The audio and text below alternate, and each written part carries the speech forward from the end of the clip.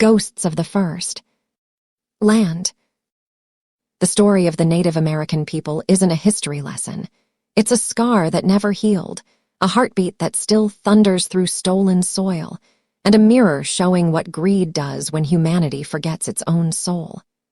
Before ships vomited out the so-called discoverers, this continent wasn't an empty canvas waiting for Europe's paintbrush. It was alive, pulsing with over 500 nations, each with language, law, trade, art, spirituality, and balance with the land. They didn't need a constitution to respect Earth. They already understood that if you poison the river, you poison yourself. But then came the lie of discovery. The settlers arrived with crosses in one hand and muskets in the other, preaching salvation while writing genocide in the fine print. From that moment on, the life of Native Americans became a brutal masterclass in surviving betrayal. The newcomers didn't just steal land. They erased names, burned homes, and called it progress. They took children, renamed them, chopped off their hair, and scrubbed away their identities in schools that were more like prisons. That wasn't education. It was erasure in uniform. Imagine living in harmony with the land for generations, only to have your entire existence renamed, redrawn, and rewritten by people who thought owning the earth was a divine right. They fenced in the plains, killed the buffalo, and then had the nerve to say Native people were savages. For fighting back. The truth, the so-called savages were the only civilized ones in the story. Life for Native Americans didn't just change, it was dissected. Their ceremonies banned, their movements restricted, and their voices silenced. The U.S. government signed more than 500 treaties with Native nations and broke almost every single one. That's not policy, that's pathological lying dressed in patriotism. Every inch of the land the settlers claimed was already claimed by generations who had cared for it, honored it, and died defending it. And yet, despite all of that, the boarding schools, the reservations, the massacres, the theft, Native people are still here, breathing, creating, leading, laughing. That's the kind of resilience that can't be taught. It's carved into their bones by centuries of resistance. Modern life for Native Americans is still a battlefield, but now it's fought with laws, voices, and movements instead of arrows. Many communities still face crushing poverty, subpar healthcare, and schools starved of resources. The land they were confined to often lacks clean water, good infrastructure, or even reliable access to the internet, because apparently the government that built rockets to Mars still can't be bothered to build decent water systems for the first people of this country. But if you think they're victims waiting for a savior, think again. Native leaders are reclaiming their language, their art, their land, and their political power. The same government that once tried to erase them now has to deal with them standing tall in Congress, in courts, and in classrooms. From the rise of Native-owned media to cultural revival through storytelling, language preservation, and environmental leadership, Native voices are louder than they've been in centuries, and they're not whispering anymore. Let's talk about the modern warrior, not the Hollywood stereotype with feathers and spears. I'm talking about the activist fighting pipelines, the teacher reviving tribal languages, the artist painting resistance into color, the young leaders who say, "We're still here," louder than the lies that tried to bury them. From Standing Rock to the Navajo Nation, the fight for sovereignty, environmental justice, and cultural preservation is not just survival, it's resurgence. Native Americans understand something the rest of the country keeps forgetting. The land doesn't belong to us, we belong to it. While corporate greed drills, fracks, and burns the earth like it's disposable, Native nations have been the ones blocking bulldozers, chaining themselves to protect water and speaking for those who can't, the forests, the rivers, the creatures that once roamed free. The rest of us call it activism, they call it life. There's also a rebirth happening in art and culture. Native musicians blend ancestral rhythms with hip-hop, filmmakers reclaim indigenous stories without the white savior nonsense, and writers dismantle stereotypes word by word. They're not asking for space, they're taking it back. They're painting over centuries of misrepresentation and reminding the world that Native identity isn't trapped in the past. It's alive, fierce, and forward-looking. But let's not romanticize resilience. It came at a horrifying cost. Suicide rates among Native youth are among the highest in the country, a tragic reflection of historical trauma that lingers like smoke after a fire. Addiction, unemployment, and systemic neglect are not accidents. They're the echoes of colonization still playing on repeat. And yet, in the middle of all that pain, Native communities keep rebuilding, reclaiming, and reimagining what survival looks like. Life for Native Americans today is a contradiction, a blend of mourning and pride, loss and laughter, destruction and creation. They carry history's heaviest backpack, but still walk with their heads up. They're teaching the rest of us what endurance looks like when the world keeps trying to erase you. Their continued existence is an act of defiance against centuries of lies.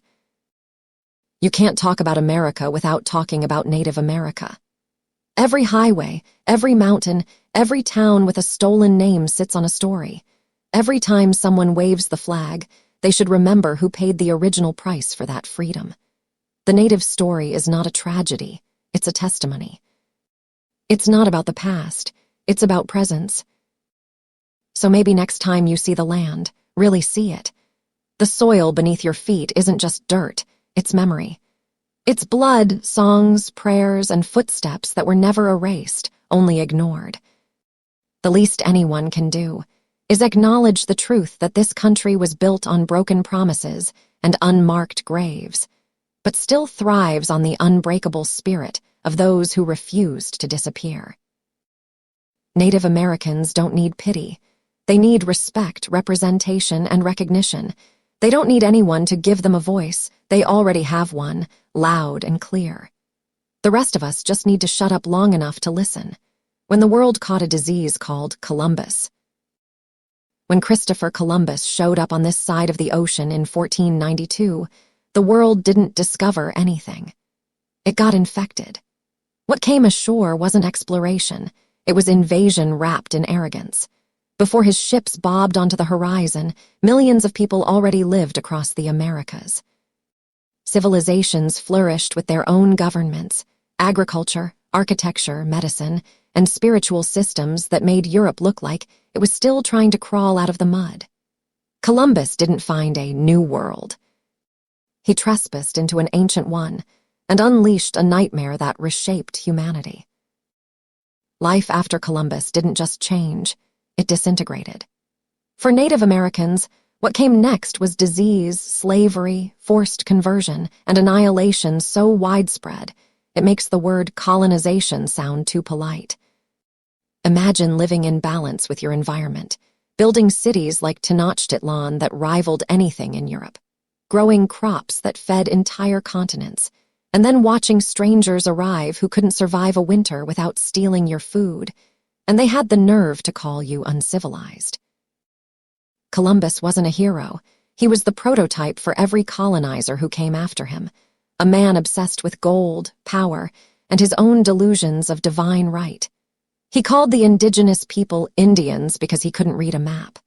That mistake still stains the language today. He enslaved entire communities, cut off hands for failing to meet gold quotas, and sent children across the ocean to be sold like animals. The so-called Age of Discovery was really the Age of Death. What happened after Columbus arrived can be summed up in one word: apocalypse. Within decades, diseases like smallpox, measles, and influenza tore through indigenous populations like wildfire. The people had no immunity because these plagues came from the filthy, overcrowded cities of Europe, where hygiene was more of a rumor than a practice. Entire villages vanished. In some regions, up to 90% of the population was wiped out. That's not exploration. That's biological warfare before anyone had the vocabulary for it. The survivors faced a new horror: enslavement. Columbus began it himself, capturing native men, women, and children to ship back to Spain as spoils. He also created a system called the encomienda, a polite word for forced labor that essentially made the indigenous people slaves on their own land. Europeans soon expanded that system into the transatlantic slave trade, which would later drag millions of Africans into the same nightmare. The so-called civilized world was building its wealth on human suffering. Then came the missionaries, armed with crosses and Latin prayers, pretending to save souls while destroying cultures. They burned sacred objects, banned native languages, and forced entire tribes to adopt European religion and customs. If you resisted, you were labeled a heathen and often killed. The irony was rich. Europeans preaching about love and salvation while committing genocide in the name of God. The land theft followed like clockwork. Colonizers planted flags, claimed ownership over territories they didn't understand, and drew maps as if the people already living there were invisible. To them, discovery meant taking whatever wasn't nailed down. Forests were stripped, rivers polluted, and animals hunted to near extinction, all in the name of progress. The Europeans looked at paradise and decided it needed a makeover. The social fabric of the indigenous world unraveled. Systems of trade, education, and spirituality were shattered. Women who once held respected roles as leaders and healers were reduced to servants. Children were kidnapped and forced into European schools where they were beaten for speaking their own language. Every part of indigenous identity was under attack: name, skin, faith, family, and memory. The invaders weren't content to conquer bodies, they wanted to colonize souls. But here's what they didn't expect: resistance. Despite centuries of slaughter and suppression, indigenous people didn't vanish. They adapted. They fought back. They kept their stories alive through oral tradition, art, and defiant survival. For every city burned, another memory rose. For every ancestor lost, another generation remembered. That resilience is the part of history the textbooks gloss over, because it's easier to romanticize Columbus than to face the reality that his arrival was the beginning of one of humanity's darkest chapters. As Europe scrambled for territory, they also created racial hierarchies that would poison global society for centuries. The doctrine of discovery declared that Christian nations had the right to claim any land not ruled by Christians, effectively turning indigenous people into trespassers on their own soil. That same twisted logic later justified slavery, segregation, and colonization across the world. Columbus wasn't just a man. He was the spark that lit a global fire of exploitation. The economic consequences were equally devastating. Gold, silver, and crops ripped from the Americas fueled Europe's rise, while draining the continent that provided them. The sugar plantations in the Caribbean became death factories. Tobacco and cotton fields in North America fed empires while crushing the lives of those who worked them. Europe got rich. The indigenous and African peoples paid the bill in blood. Fast forward to the centuries after Columbus, and you'll find his legacy alive and well in the form of land theft, reservation systems, and institutional racism. Governments kept pretending to help indigenous people by relocating them, re-educating them, and erasing them. The American and Canadian boarding schools were a direct continuation of Columbus's mission: kill the culture, keep the labor. It's no coincidence that modern indigenous communities still battle poverty, addiction, and the trauma that stretches across generations. That's not coincidence. It's consequence. But despite it all, indigenous life today is not a relic. It's revival. The people Columbus tried to destroy are still here, breathing, rebuilding, and reclaiming what was stolen. They're rewriting the narrative, teaching their languages again, reviving ceremonies, and demanding reparations. Their survival is the ultimate rejection of Columbus's legacy. When Columbus arrived, he brought disease, chains, and delusion. What followed was centuries of genocide disguised as destiny. But history has a funny way of balancing the scales. The truth is louder now than the lies ever were. Schools are renaming Columbus Day as Indigenous Peoples Day. Statues are being torn down, and his story is finally being told for what it was, a violent invasion, not a discovery. Life after Columbus was never the same, not for the people who lived here and not for the world that followed. The Americas became the stage for greed, cruelty, and resilience all at once. The land soaked up enough blood to last a millennium, yet it still blooms. That's the quiet miracle of the indigenous spirit. It endures when everything else falls apart. So let's tell it plain. Columbus didn't bring civilization. He brought catastrophe. What the indigenous people built before him was civilization in its purest form, balanced, spiritual, and sustainable. They didn't need rescuing. They needed respect. And even after centuries of erasure, they're still standing, proving that truth doesn't die. It waits. Blood, lies, and the convenient monsters they invented. Let's get something straight right out of the gate. The myth that Native Americans mutilated children was one of the oldest, dirtiest political weapons used to justify genocide. The colonizers had to make indigenous people sound like monsters so their own barbarity could pass as civilization. They weren't describing real history. They were writing propaganda soaked in guilt and fear. When you're stealing someone's land, enslaving their people, and burning their villages, you need a moral excuse. So they painted the natives as savages, and the world bought the story. Were there brutal moments in tribal warfare? Of course. Every civilization on Earth has its share of violence. You could fill libraries with the atrocities of Europe alone. But to claim that native tribes routinely mutilated children is a sick distortion of truth. It's the colonizers projecting their own crimes onto the people they were destroying. Here's what actually happened. Before Columbus infected the continent, native societies fought wars, yes, but those wars followed rules. They weren't about extermination. They were about territory, honor, or rebalancing between tribes. Captives were sometimes taken, not slaughtered, and many were adopted or integrated into the tribe. Children were rarely, if ever, harmed. In indigenous cultures, children were sacred. They weren't seen as property or burdens. They were the living future of the people. The spiritual worldview of most native nations revolved around protecting the next generation, not destroying it. Then came the Europeans, dragging their diseases, guns, and twisted sense of moral superiority. They introduced mass slaughter on a scale native people had never seen.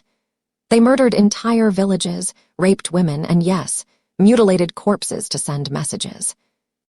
It was the colonizers who brought scalping to industrial scale, turning it into a government-paid bounty system. They paid settlers for every native scalp they brought back, including those of children. Let that sink in. The so-called civilized world literally created an economy of mutilation. So when European writers and priests began spreading stories about native barbarism, it was pure theater. The goal was to terrify settlers, dehumanize the indigenous, and give politicians moral cover for land theft. It's the same playbook used in every empire. Demonize the people you plan to destroy, then call it destiny. Let's talk about the cultural difference that made misunderstanding inevitable. Most indigenous tribes had spiritual practices that honored the dead, paint, song, burial rituals, sometimes even symbolic gestures with the body to guide the spirit. European witnesses, who didn't understand the language or religion, twisted what they saw into something gruesome. They saw ritual and called it murder.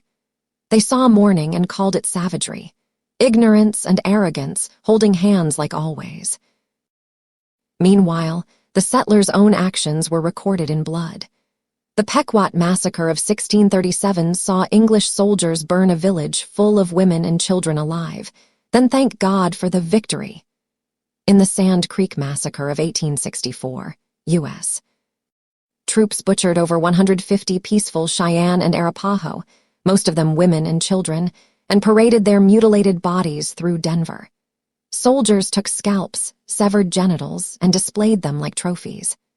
But somehow, history books managed to call them heroes. If we're going to talk about mutilation, let's talk about what was done to Native children. The real horror wasn't in tribal warfare. It was in the centuries of civilizing programs that came after. Native kids were ripped from their parents and forced into boarding schools where they were beaten for speaking their language, starved, and experimented on. Their hair was cut, their names erased, and their culture stripped from their souls. Thousands died of disease, abuse, and neglect. Many were buried in unmarked graves behind church-run schools that dared to call it education. Tell me again who mutilated children. That physical and psychological violence left scars that echo through generations. You can still see the trauma today in Native communities fighting to reclaim lost languages, heal broken families, and remember the children who never came home. These kids weren't mutilated by tribal warfare. They were mutilated by forced assimilation, Christian colonization, and governments that decided their existence was inconvenient. So where did the stories of Native cruelty come from?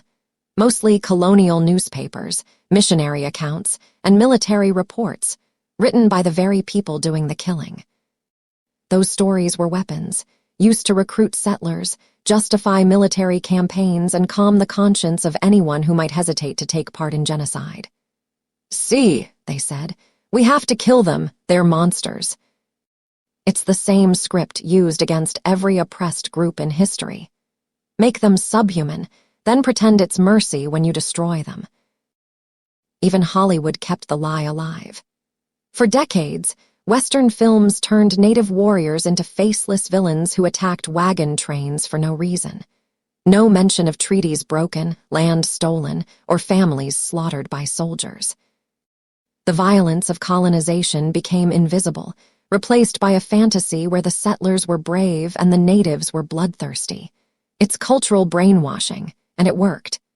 People still repeat those lies like they're facts. Here's the truth that burns. Every people in history has blood on their hands, but only one side industrialized it, monetized it, and turned it into policy. Indigenous warfare was human. Colonial warfare was mechanical. The difference is conscience. Native people fought to survive. Colonizers fought to dominate. And when they couldn't face their own brutality, they pointed fingers at the people they'd brutalized. That's why it's important to tear down the myth. Not because it offends modern sensibilities, but because it hides the real story, the strength, intelligence, and moral code of indigenous civilizations. The lie of native savagery is what allowed European savagery to wear a crown. In reality, Native children were nurtured by communities that believed in shared parenting, respect for elders, and harmony with nature. Their teachings came through story, song, and ceremony. They grew up knowing every plant, every season, every rhythm of the land. Compare that to Europe's obsession with hierarchy, punishment, and conquest, and tell me again who was civilized. So, no, Native people did not spend their time mutilating children. They spent their time raising them, teaching them to respect life, the earth, and the balance between both. The only people who mutilated Native children were the colonizers who tried to erase them. The next time someone repeats that racist old story about savage Indians, remind them that the real savages sailed in on ships. They brought crosses, cannons, and contracts, and called it salvation. They rewrote history so they could sleep at night. But truth doesn't rot like propaganda does. It waits. And now it's speaking again through every native voice, every language revived, every child who grows up knowing where they come from. That's the real legacy, survival. Against centuries of slaughter, the first people of this land still stand, proud and unbroken. The children they once tried to erase are now the storytellers. Follow, like, and share this video to stay connected, and I appreciate all of you. Love always, Santiago DC Maria, the Queen of Crowning Thoughts, because I speak without filters and say it like it is.